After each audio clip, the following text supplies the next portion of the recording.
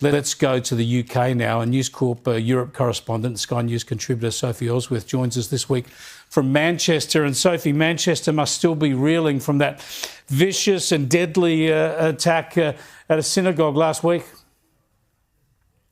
Yeah, great to be with you, Chris. Look, it absolutely is. It's front and centre of mind here in Manchester. Obviously, it's October 7 here today. It's just the morning people are waking up. But there are pro-Palestinian protests planned, Chris, around the UK, which Sir Keir Starmer, the Prime Minister here, is largely condemned. But there's no doubt many people, particularly here in Manchester, are thinking very hard about what happened here last week because it's still very raw.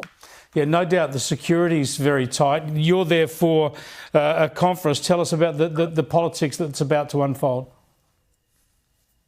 Yes, so Chris, the Tory conference, the Conservative conference is here at the moment. Today we have former Prime Minister Tony Abbott speaking, expecting he will speak on his success with stopping the votes because this is an issue that the UK has not been able to get a grip on. But I can tell you, Chris, it's very interesting being at this conference.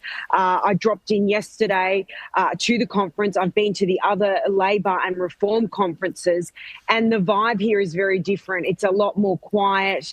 They certainly haven't got the energy that the other conferences have, and the figures speak for themselves. There's 3,500 registered people for this conference compared to 4,700 last year. Reform had 7,000 people, Chris, registered for their conference a month ago. And Labor had, they were saying, tens of thousands of people at their conference.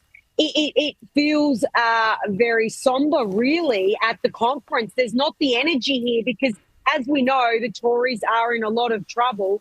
And they're losing in the polls, Chris. And there was an interesting poll out yesterday of Tory members asking them, should Kemi Badenoch be the leader or not? And half said, no, she should not. So there's a lot of their own members who don't even have faith in her.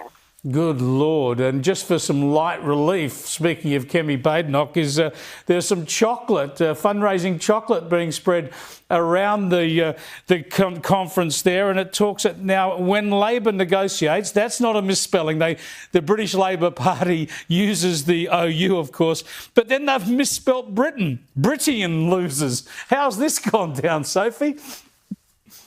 Well, Chris, when they can't even spell the name of the country correctly, you know that there's problems in the administration here with the Conservative Party. They've had to pull these chocolates out of the bags. It's a very embarrassing blunder. But it's really the state of the Tories at the moment. They are definitely not in favour here. There's a lot of people very annoyed given they had so much time in office, Chris, and now they're saying they'll fix all these problems like migration and rising cost of living. But the answer is always, well, what did you guys do? You had government for over a decade. So Kemi Badenoch has an awfully tough challenge on her hands, but it will be interesting today to hear from Tony Abbott to see what he has to tell them about how they can stop the migrant problem.